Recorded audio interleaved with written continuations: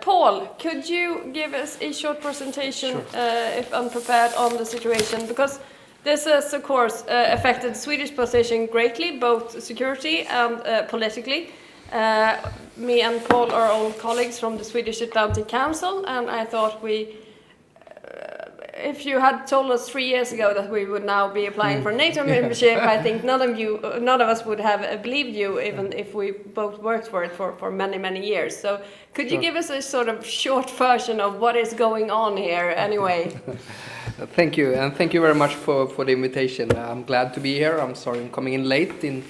As a legislator, everything is subordinate to a vote, as you know, so I'm a little bit ill-prepared. But I'll focus predominantly on these very brief introductory remarks about NATO and some of the kinetic threats to our security. But I do agree also that we have to build up a much better resilience against various aspects of hybrid threats, cyber disinformation, espionage and so forth, and I'll be glad to take that discussion. But since it's very topical now to discuss about Sweden and NATO, just a brief historical recap. You could say that the policy of neutrality has an intellectual heritage dating back to 1812, actually, when we first imposed it, and it's been ups and downs. I always say that the policy of military non-alignment has been a policy in retreat ever since the Cold War. I think that the raison d'etre during the Cold War was that the way how Sweden obtained security was from isolating yourself from the affairs on the European continent. And that, in one way or another, combined with a reasonably strong armed forces, worked reasonably well up to we joined the EU in 1995. Then, of course, we joined a political union, and ever since, I think that the military non-alignment incrementally has been less of a defining aspect of our security and defense policy.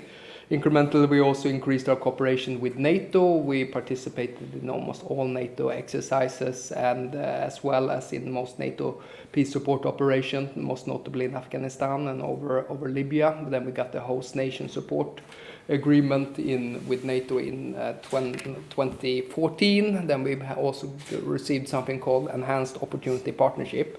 And I think that the prevailing doctrine back then was that we cooperate as extensively as we can with NATO, but we avoid joining the alliance. Now, I, for one, being an ardent Atlanticist, have advocated the Swedish NATO membership for over 20 years. For me, it was very natural for us. If I think that NATO is an important organization, I want a seat at that table. But I think most thought it was enough with having very close collaboration with NATO and other extensive bilateral partnerships.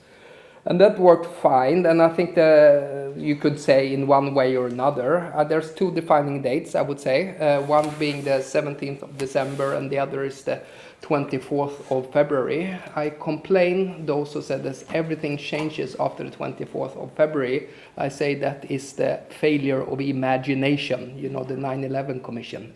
Our security policy, of course, has to be prepared to handle a major war in Europe, but it wasn't. Now, what happened? I think there's two aspects that became rampantly clear to us. And to my mind, they started on the 17th of December. On the 17th of December, of course, Lavrov presented this legally binding treaty saying that NATO could not be enlarged, i.e. Sweden and Finland would not be allowed to join NATO. And secondly, we should also draw down on our international exercise pattern. Both those are really a dagger against Sweden's sovereignty, and I think that was the first time we saw blatantly here Russia from the top saying that we would in one way or another be part of their sphere of influence. And if Russia perceives that, you better make a strong statement against that. Then, of course, we have the war that starts on the 24th of February, and then you have the power of example. I think there are two things that we take from the war. One is, of course, that Russia is willing to take greater political and military risks than many assumed before. Of course, the Russians aren't 3 meters tall. They have a lackluster military performance, but the propensity to take risks makes Putin more dangerous than I think many people assumed before, and that's a reality. And of course, all these kinds of norms and additional sanctions, it doesn't seem to have much of an effect to him. The other aspect that also became rampantly clear for us was that NATO supports its partners, but it defends its allies. It supports its partners, but defends its allies. We look at the case of Ukraine. Ukraine, of course, is also part of Partnership for Peace, and they're part of EUP, but it doesn't help. If you want real security guarantees, if you want Article 5, then you also need to be part of NATO's common defense planning, and there's no possibility for a partner country to become that, and therefore it has inherited limitations, this partnership. And I think the first who grasped that, of course, was Finland, more than in Sweden. In Sweden, the NATO debate has been very polarized, but Finland, of course, I think is the remnants of the Winter Wall, and the continued existence of the Republic was the fact that they made the move, and in one way or another they made a decision for both of us. Yes, what does this mean? Let me then say, well, this is of course a unique moment that all 5 Nordic countries hopefully will be joined around the NATO table, and the Baltics. I think it opens up new avenues for cooperation among us and strengthening the northern flank. It's, however, very important that we just don't see this as this new northern bloc, but that we have this 360 perspective that NATO maintains. Of course, the problems in the south are also our problems, because Sweden being one of the countries who have been most affected of the problems in the south. In 2015, of course, we absorbed a lot of refugees. So we keep the 360 perspective. Last point then, what can we bring to the table in NATO? I think our geopolitical location is quite important because it helps the defendability of the Baltic states and Finland, if you look at the map.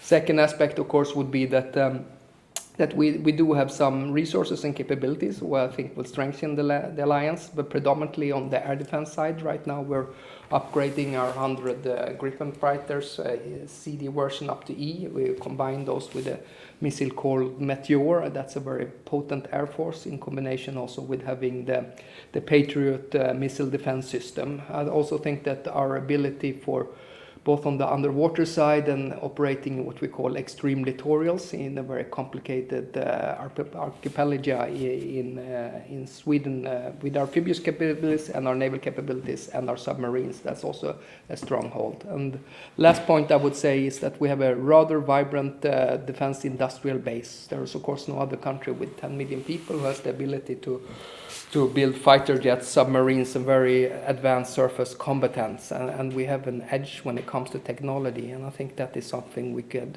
contribute to the alliance as well. But I'll stop there with my brief introduction remarks. Thank you. And Meelis, what is the Estonian Baltic perspective on this quite unique situation? All right, thank you. Thanks so much for inviting me. I'm Meelis.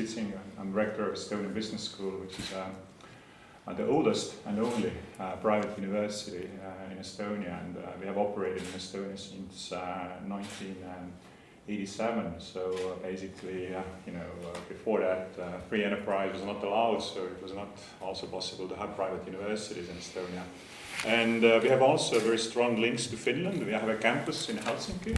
We have operated in Helsinki for 11 years. So in that sense, for us as an organization, having Finland also, NATO and NATO partner, obviously also strengthens Estonian and Finnish ties. On my way here, the first thing when I stepped off the Arlanda Express, I ran into Johan Norberg. And Johan and we were talking in the middle of Vasagatan for a while, and his first question was that what's going on with Kaja Kallas, Estonian Prime Minister, and Estonian government. So we have since Friday basically a minority government where Kaja Kallas fired ministers from the Centre Party. And as you might have seen, that Kaja has been actually quite a strong spokesperson for security in general in Europe. And if you sort of think about some of the things that she has said, even before the war, the recent invasion by Russian troops in Ukraine, in Financial Times she actually pointed out that there has been certain sort of naive attitude towards Russia. So, and I think that's really the key here. I think this is also the key about if you think about the future, what might happen. So for a while we sort of saw that this sort of naive attitude maybe went away, but it seems that it's sort of creeping back, and it's not clear whether it really went away or not. I have done a lot of work in the scenario planning. I did a work for the Estonian Parliament 2020. We talked about sort of different geopolitical scenarios from the Estonian perspective and what really matters. And in this scenario work, kind of European and Western cooperation was one of the key drivers, right? And this, naive attitude and so on, that often has been also a problem for that cooperation. I mean, if you sort of think about, Nord Stream 2, it's very difficult for us in Estonia to agree to that, while for some others it was really important. And I think that's also key now if you think about what might happen in Ukraine. So it's really about how comprehensive, how strong is our cooperation in assisting and helping Ukraine in a number of ways. So we in Estonia have made a very strong commitment. I think Kaja is now also domestically a bit paying, Kaja Kallas, our Prime Minister, paying a political price for that. But you may know that we have contributed more than any other country in terms of GDP, not in absolute terms, but in terms of GDP.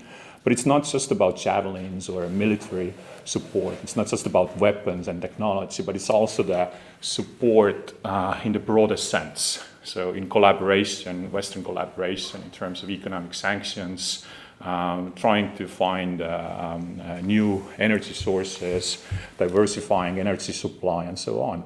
And I think in the end, it's also about very much on an individual level, right?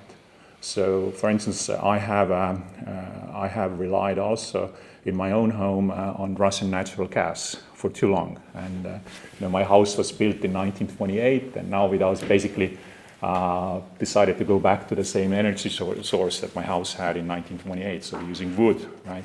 So as the saying goes, that the best way to isolate Putin is to insulate your house. Thank you.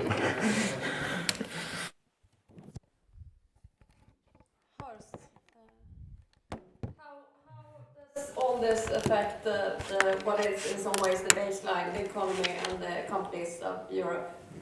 First, SM Europe is a political business organization for SMEs, the largest in the world. So with 350,000, we are not so big, but SMEs are not so politically organized normally. So it's really a European phenomenon to be so close to parties. I think it is the first thing what we are realizing, free markets are very important, but free markets needs also protection and security. And we forgot that this is also part of the game and the deal, that we have, of course, free entrepreneur decisions, but this world is not so, I would say, in an economical way thinkable. Because what we see is what Putin is doing is not economical decisions, makes no sense at all. And so we have to think about this, that we have to take this in account, and we didn't do this. We was taking a peace dividend, and now it's becoming an expensive loan for us. So we taking care about to take over this cost in advance. Now we have to pay the double, that 4 times or 5 times what we made before. And it's a problem of the politicians, but also problems also of the business sector. Because if you make a risk analyzing, many before put it in the account. I kind of remember that in Austria, ÖMV, that the former CEO said, we have to make it diverse. We cannot depend so much on Russia. He was replaced. So I have to say, there were voices before, and we had also voices from Eastern Europe before. It is not so that we are surprised.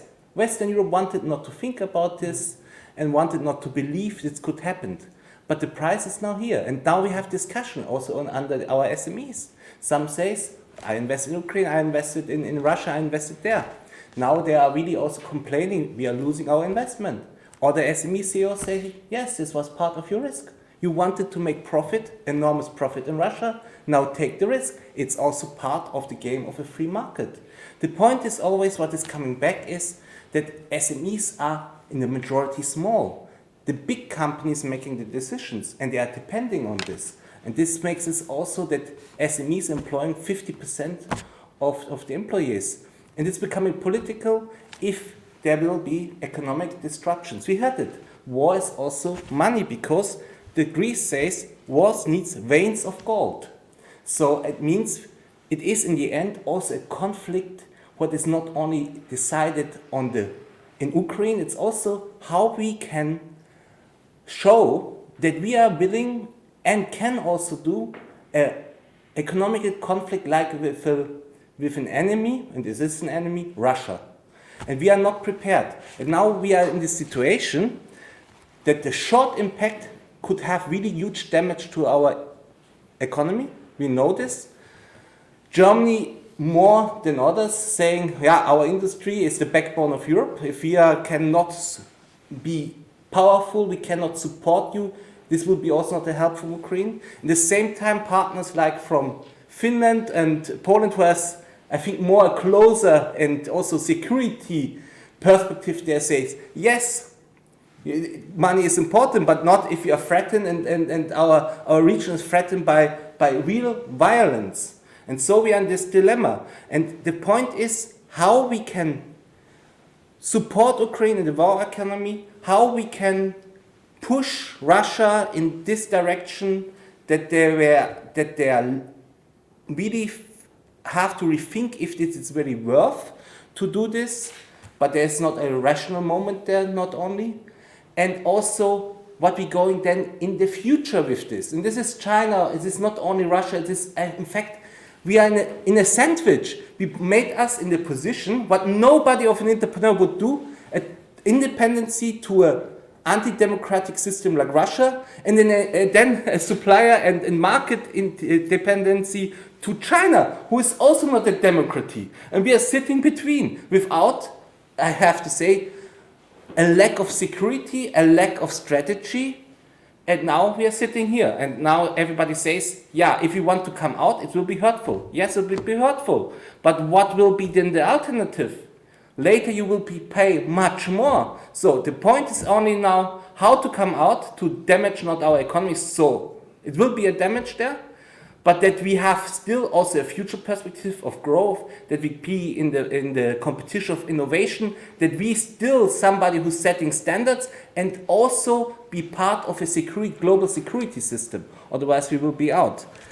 And I think SMEs realize this the first time, that this is part of the business, because you have to think only 0.7 to 1.2% of SMEs going to global trade, and only 7.5 to 9% going using the internal market of the European Union. But this is clear of the size, because SMEs are also the hairdresser, the small restaurant. They are not going global, but they are part of the global system, energy, supplying chains, ecosystems, and they are not aware of this. Now they feel this in many ways. And if you're thinking now about this, how they are threatened. Of course, their own decision, if I'm going to countries like Russia and so on to make investments. It's a question also if always we have to give guarantees or not. It is a political desire that we will have economical exchange with them or not. So, but if they are doing this by their own, is this not their own risk? It is also about energy. Is it a private sector or it's a state-owned? We see energy is such fundamental that an interfering by the government is necessary because it's threatening the whole market system. But it's not the idea of a free market. So we have to see that there are limits of free economy, not because it would be not better, it would be better. But some players in this world let us not implementing a full free market. Then, of course, we see always this not happening immediately, war or sanctions. We have these things with stealing intellectual property. We have these cyber attacks. We have in many ways where SMEs are threatened and also overwhelmed. And this must be also, I have to say, it's the government and also the supply chains for big companies to bring them awareness that they are really in danger also. Because after we saw this, now the sanctions, it started in fact with the supply chains regulation in the European Union, but now also with the sanctions. The SMEs didn't know which part of supply chains they are. Where is the break of the supply chains who are affecting them already? They have no risk analyzing, so on. And then we're speaking, of course, this is not the hairdresser, this is really the companies from 50 up to 250. In Germany is 500 employees, where it's still in SMEs, but we have to say also 75% are based of this kind in Germany, Benelux, Scandinavia, that's the majority. And these are the companies who really have perhaps already the resources to handle this, and some not. And now it's coming back to the political point of view. We want to stay in power, of course. And in the end, we can have, of course, the best things how to end this war and so on. In the end, we have also to win the elections. And if you want to win this war, you have to convince the SMEs, you have to convince the people. It is part of this war that you have propaganda, that you have fake information, but we have really also to give these people a strategy where we want to come. And I don't see the strategy, especially in Germany. It's a shame how it's going forward.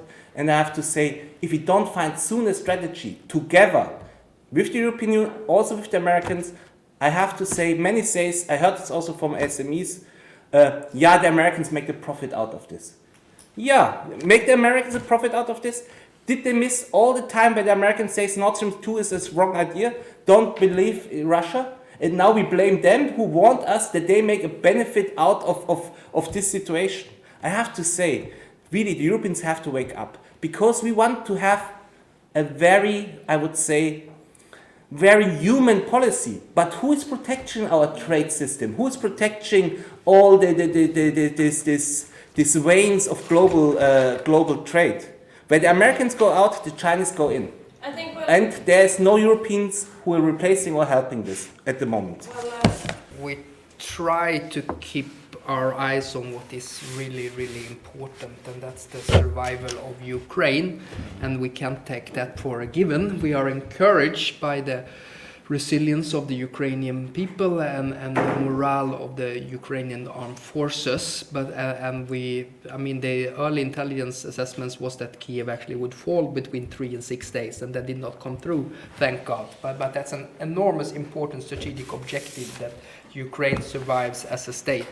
Now, what is the road ahead and how can we accomplish that? Here I'm not particularly sophisticated at all, except for saying that maximum pressure on Russia, that means maximum arms delivery to Ukraine, and it means maximum pressure on the sanction side against Russia. I know it has some unintended consequences, but I think also for the business community, but I think it's really important we keep maximum pressure on Russia. Putin will not stop until he's stopped. I think that is and this is a war of choice, not of necessity, that he's engaging to. So that will be my very simple solution on Ukraine. And what do we do in Europe? Because I'm, as a politician, I'm responsible to you to provide a safe marketplace for you and your companies, because it's also in my interest. And here we have to invest more into defense, and that means also how we go about doing defense. And here I want to move what we talked before. We talked about the reassurance, then we talked about deterrence, and now we talk about defense. I think it's very important that we strengthen the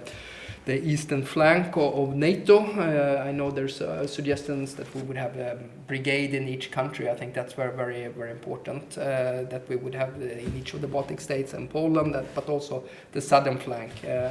Unfortunately, I'm not optimistic when it comes to establishing some normal relations with Russia. Putin has moved from being a bad boy to a pariah, so I'm very bleak outlook on future relations with Moscow. Final point, how do we go about doing that? Of course, we are extremely addicted to US military power in Europe and will be for a long time. Now, I'm encouraged what I see from Germany. And I think it's good. I say, like Sikorski, I much more fear a weak Germany than a strong Germany. But there is one concept called strategic culture, which it takes time to build, and that's a propensity to use military force.